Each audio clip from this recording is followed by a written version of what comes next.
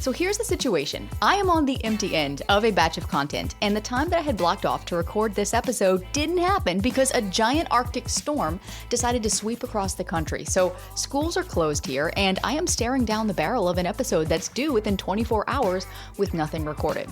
We've all been there. And in those moments, you've got two options. So in this episode, I thought, why not show you in real time how I create a highly valuable episode in a pinch when I am fresh out of ideas, and more importantly, how you can do the same.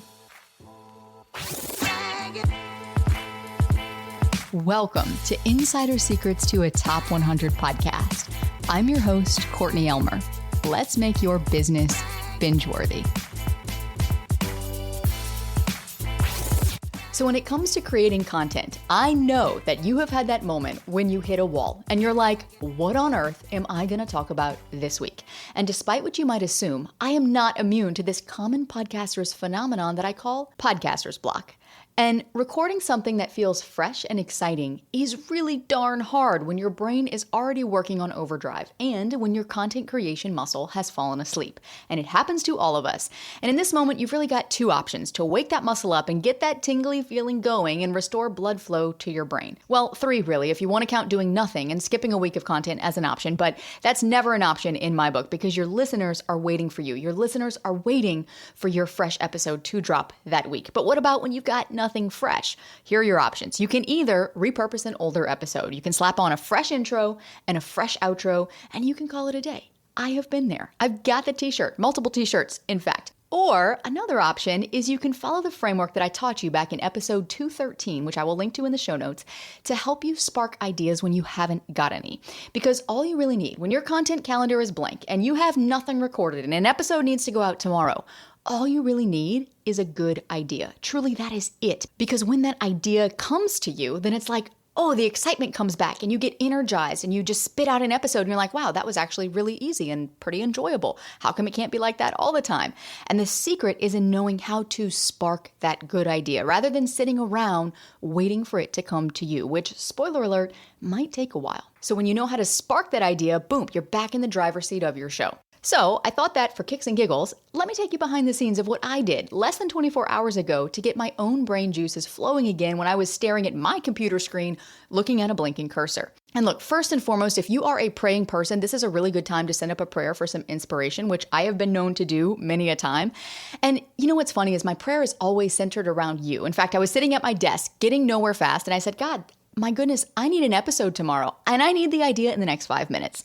Please send help. Now, me and God have a pretty good relationship, and he knows that I can be pretty sassy, so I'm going to assume he overlooked the sassy part of me and heard the other part where I also said, please send your spirit to inspire me with what my listener truly needs to hear today for their podcast, because that's why I'm here. I'm here to help them, and I know that I don't have all the answers as much as I wish that I did. And I kid you not, within a minute, the idea for this episode came to my mind. Now, if you're not the praying type, or if your 5 minutes has passed and you've still got nothing, here are 3 prompts that I also like to use. And these can also work in a pinch. So the first thing you want to do is just call your listener to mind. Think of who you are here to help.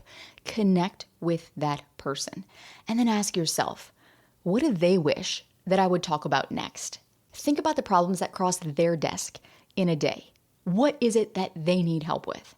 What questions are they afraid to ask out loud? We've all got stuff that we deal with day in and day out that sometimes we never think to ask for help about. Or sometimes we're afraid to ask for help because we don't want to look silly or we don't want to look like we don't know what we're doing.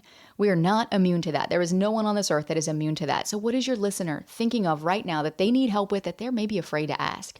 Or what mistakes are they making right now that are causing them to experience whatever the problem is that you're here to help them solve that they don't even see? Now, obviously, these questions work really, really well if you have a show where you teach or a show where you guide your listeners or a show that's educational in some sort of way. But they can also work if you've got more of an entertainment style show. The reason being is because those listeners are listening to you for a reason. What do they want you to talk about next? What are they hoping that you'll say next on your podcast? What stories do they want to hear from you next? And sometimes these questions are simple enough that it can spark an idea and you're like, okay, I've got it, and you can run with it. And again, you can head to the show notes and click the link to listen to that episode where I dive much deeper into how to use this framework when you don't know what to talk about. It is a great companion episode to this episode. But something else that I absolutely love to do on coaching calls and do literally all the time that I realized I've never actually done here on the show that I'm going to do in real time today is to take the questions that you get from your listeners and do a rapid fire Q&A session. And I thought this would be so much fun to do today. Not just for me, but also for you. Now, if you're like, womp womp, I don't have any messages from my listeners. My listeners don't talk to me. Don't worry, the day will come when they do. So make yourself accessible and keep at it. But in the interim, I get it. There was a time in my podcast where I had crickets from my listeners. There were no questions coming in. And in those moments, the best thing that you can do is go find the threads on Reddit about your topic and read what those people are talking about. These are your ideal listeners. Pay attention to the questions that they're asking and use those. So one thing that my assistant does for me that you can train your assistant to do as well, if you've got a VA or someone who supports you in your podcast or in your business, is that while managing our pod launch inboxes, she also keeps tabs on what questions we're getting asked via email. In addition to that, she keeps tabs on what questions we get asked whenever I teach something live, especially virtually, because those questions tend to fly in the chat. And she also keeps an ear to the ground with our clients too, and the common questions that they ask us, especially the questions that tend to get asked repeatedly. And then of course, we answer all these questions as they come in, but what we also do is we have got a running list of all of those questions that I can pull from to use for future individual episodes and do a deep dive on any one of those questions, or I can pull out a handful of those and do a rapid fire style session like I'm going to do here in just a second. So not only will I be answering your most frequently asked questions in real time, but I'm also showing you this as an easy, simple technique that you can use when you need an episode in a pinch, but you still want it to be valuable and you don't want it to sound like something that just came out of ChatGPT or that you threw together at the last minute. So instead of explaining this in theory, I'm just going to do it. And we're going to see how many questions we can get to till we hit the 20-minute mark here. And by the way, if this sparks a question that you'd like to ask me, I'm going to give you a way to do that at the end of this episode because I would love to answer your questions too. Okay, so here we go. Question number 1. The biggest thing for me in growing my show is not always feeling connected to the topic that I pre-planned. This led to big gaps in production for me over the years and ultimately a year-long pause. Now I'm in the middle of a rebrand. I want to better align my podcast with the things I feel passionate about, and I'm relaunching my show in August. And that's mainly what I'm trying to understand. Do I treat my show like a new podcast at this point? Whew, this is a loaded question. There's a lot here, and I want to unpack this just a little bit. So, not always feeling connected to the topic I pre-planned. That particularly jumps out at me because, first of all, you're not alone. Literally, all of us as podcasters are going to have those moments where we don't feel connected to our shows. You don't feel excited about your show. You feel like maybe it's out of alignment, but maybe also it's just because your brain is focused on other things. Quick little side, like life update note here. My husband and I recently purchased a short-term rental property that over the last 4 months or so, we have been like all in trying to get this thing ready for launch. And it has just been like any other project, especially if you've ever built a house or any kind of construction project, like holy cow, like there's always so many things that come up and the level of detail and attention required is always more than you expect and things always take longer than you think they're going to take. So a lot of my brain power has been going to this project over the last few months. And of course, I know this is temporary. Things will return to normal and my brain power will be back fully in my brain, after this project is done and after the rental is up and running. But honestly, these last few months, my podcast hasn't been like the first thing on my brain at all times. And there's going to be those times too for you where your podcast is not top of mind for you, but your content needs to go out and that you need to keep the show going. So sometimes this can spark a realignment, which it sounds like in this case it has sparked for you. And other times it could just be that you need to give yourself a little bit of grace and understand that you're not always going to feel 100% connected to your podcast. That's just human nature. That's just human life. Like we are not always going to be 100% connected to our shows and that level of connection will ebb and flow with time. Now, certainly things can feel really good and exciting when you are connected to your show and you're creating content left and right, or you can run into a wall just like we're talking about here today, which is very normal and very natural. So I wanted to say that first and foremost because we need to normalize the fact that as podcasters, we're not always going to feel all gung-ho about our show. We're going to go through different seasons where sometimes we feel more excited about it than others. But the key thing is to push through that seasons because the excitement, the creativity, the love for your show, I have found over the 6+ years of doing this, it comes in waves, and that's a very normal thing. Now, to answer your question about do I treat this like a new podcast, I would market it like a new podcast. Now, I don't know if you were changing the name of your show, the cover art of your show. Maybe you are, especially if you are, you want to relaunch that show. I've got several episodes where we dive into what a relaunch can look like, as well as some of our pod launch grads who have gone through that process that share their behind the scenes of going through a relaunch. And I can link to some of those in the show notes for you too. But you want to market this like a brand new podcast. And this is where I see a lot of podcasters go wrong, is that they don't market their podcast at all. They hope that their content is good enough, that people are going to naturally find it, that word of mouth is going to spread, and that people are just going to find their show and their listenership is going to grow. And it doesn't work like that. Podcasting is 50% content creation, 50% marketing. So I would develop a marketing plan for your show in the 3 weeks leading up to that relaunch date, and I would engage your existing community and get your people excited about the relaunch. Involve them behind the scenes. Get them excited for what's coming and market it like a new show. All right, question number 2. I'd say the biggest thing keeping me from starting a podcast is knowing where to start and then knowing how to come up with topics. Funny you should ask about this. Is that not what we are talking about here today? I guess in an adjacent way. We're kind of talking about like what happens when you're podcasting and then suddenly you don't have any ideas of what to talk about. But this also works on the flip side too. And if you're listening right now and you haven't launched a podcast yet, and you're like, okay, I need to learn as much as I can about podcasting before I launch this thing because you value your time. You want people to listen. You don't want to do this wrong. You don't want to spend all your time creating a podcast that nobody listens to. Then listen closely. And what you need to be doing right now is you need to have a place where you can capture ideas as they come to you.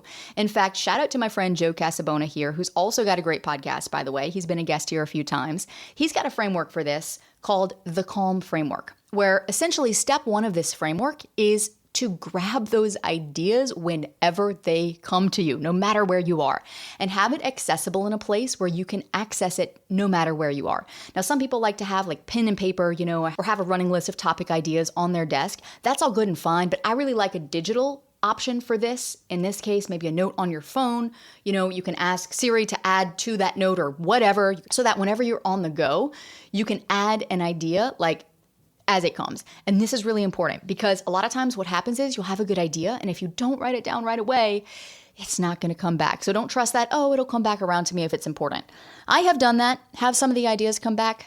Some, but not all of them. And so this is a great way to be capturing those ideas. So you want to just start a running list of all of those ideas. Now there's a few other steps to this framework, and I will link to Joe's episode in the show notes too, where he walks through this, because this can be a really helpful framework for just starting to exercise the muscle of coming up with topics. Another step that I like to do once you have this big list of all these ideas that have hit you over time, right? Maybe it's over the course of a few weeks or a couple of months as you're preparing to launch your show, is to bucket these under content umbrellas. So I like to have one overarching content umbrella for your podcast. That's your show positioning. And then underneath that, 3 subtopics that you talk about on your show without fail. And this is what you want your podcast to be known for. Now, we can go very, very deep with this and how to make sure that your idea stands out against the competition and so on and so forth. But here on this show, you as a listener can pretty much know that I'm going to be talking about podcast messaging, podcast marketing, and podcast monetization. Now, those are all broader topics, but they are subtopics of this podcast about podcasting. And so then you can begin to sort your topic ideas that way, which can really help when it comes to planning your content. And then any topic ideas that don't fit, maybe aren't a fit for your show. So again, I'll link to that episode in the show notes, but great work in taking the first step of just ideating, how do I get this podcast off the ground and where do I start? And to actually ask that question. All right, question number 3, how do I find people to interview for my podcast? All right, make a dream list. I'm a big list maker if you can't tell. Write down all the people who you would love to bring on your show. Even if you think in a million years they would never say yes. I don't care. Put them on your dream list. That'll be list number 1. Number 2, make a short list of people who you could ask to be on your show that would lend their expertise to your topic, who you might personally know or know through a friend, who would be willing to come on your show initially to help you get started. Now, if you've already got your show going, then you're probably past this point. And what I would encourage you to do then is whoever you bring onto your show at the end of their interview, ask them, who do you know that would be a great fit to come onto this show? I'm looking for someone who can speak to topic A, topic B, and topic C. It is incredible the people that you will get that they know that maybe you didn't know, who they'd be willing to make a warm introduction to, that you can then invite as a guest on your show. Another great resource for this, my friend Alex Sanfilippo has created an entire platform dedicated to matching podcast guests and hosts. It's called Podmatch. It's incredible. It makes it so easy. And the perk of it is that, instead of having to cold pitch people like, hey, would you like to be a guest on my show? You don't know me, but please come on my show. This already gives you that warm foot in the door where the people on the platform are looking to be guests. That's why they're there, and vice versa. So this is another great resource as well. All right, is there a loose formula that I can use to script my podcast episodes that will help increase interest and create suspense in the content? Ooh, I love the word suspense. And I love that you're asking this question because this is so important. And this is the number one thing that in my work of listening to countless podcasts that all podcasters need to get better at doing. So I break all of this down literally in an episode for you. And I know that it's kind of annoying when I'm like, hey, go listen to this episode to find out this thing. But at the same time, I feel like it would be such an injustice to this topic if I just tried to answer it for you really quickly right here. Episode 236, it's called Steal My High Converting Episode Framework because there are 8 little pieces, 8 little segments that actually go into crafting a binge-worthy, high-converting episode that keeps people listening and that makes them want to come back. So I'm not going to cram them in here just because, your eyes would glaze over and you'd be like, wait, what? This is a lot to take in, Courtney. So if you'd like to go deeper, I'll link to that episode in the show notes, but I really do strongly recommend that you listen to it because again, if there's one thing that all podcasters could get better at doing, this is the muscle. This is the muscle we all need to exercise. I still exercise it every single episode. So I highly recommend it and I'll show you exactly what to do. All right, what are some efficient ways to research audience needs when you have limited time and resources? Reddit. I know it's the bowels of the internet. I know it can be a very scary place. Also a very distracting one, but it is also a treasure trove of information and it is free. So just open up Reddit, go to the search bar, /your topic and see what comes up. And more importantly, as you read the threads, notice what questions people are asking. Notice if the same questions come up more than once. Analyze these little trends. Analyze trends in the answers. What answers are people giving that maybe is not the best answer? Maybe you know better. Maybe it's something that you'd be like, oh my gosh, no, I would never do that in a million years. Here's what you need to do instead. So analyze the topics, analyze the questions that are being asked, analyze how often those questions are being asked, and analyze the quality of the answers that are being given. And if you would answer it differently, this is a great place to start and it doesn't take much time. All right, last one, we're going to squeeze it in. How can I better manage scheduling guests for my podcast? Find a platform that can handle booking and send automated reminders. This is so key. We use Calendly because we've been on there for literally forever, but I've also heard that cal.com is very good. And honestly, I found there is no other better way because we used to do this manually where it's like, hey, would you like to be a guest on my show? Send the email, right? Yes, I would love to be a guest. Okay, great. I'll send you a Google invite and you send the Google invite and you put the link in there. And then it's like, okay, now I have to remember to remind the guest that they need to come on my show, and then we'd send a manual reminder. No, it's just a mess. Like, who wants to have to keep track of all that kind of stuff? So if you are serious about others taking your podcast seriously, this is worth the 20 minutes that it will take you to set up and use one of these platforms. And both of these platforms have a free plan, so there's literally no excuse not to do it. You can always upgrade later if you want more bells and whistles. But take a few minutes, set it up, have your VA set it up. But again, it's just so easy because it simplifies the process of getting that booking, getting it on your calendar, getting it on the guest's calendar, and then you can adjust your availability whenever you need to. You can set up email and text reminders that automatically go out at a cadence that you choose, either once or multiple times leading up to the interview. And since doing this, knock on wood, I have never had a guest no show. So strongly recommend it. Okay, how'd we do? 20 minutes in. My hope is that this was valuable for you on many levels, not only in hearing my answers to a few of these questions, rapid fire style, which is really fun for me. I need to do this more often, but also in seeing how you can use this to spark an episode idea of your own, along with a framework that I'm literally handing you to help you avoid the annoying podcaster block, aka staring at the blank cursor syndrome, going forward. And if you loved this episode, I would love it if you would say thanks in true podcasting style by either leaving a positive review or sharing this episode with a podcasting friend. And then don't go anywhere, because in the episode episode before this one, I promised you an episode that was originally planned for this week. But with the winter storm and the school closures, we had to adjust our production schedule in real time. And this is the reality of podcasting. Not everything always goes perfectly according to plan, as much as I wish it did. But that is part of the magic. So stay right where you are, because in the next episode, I'm going to show you how you can audit your own show to make sure that listeners are actually perceiving it in the way that you intend. And more importantly, to fix what's keeping the right listeners from clicking play on your podcast right now. All that is coming up next to help you make your business binge-worthy.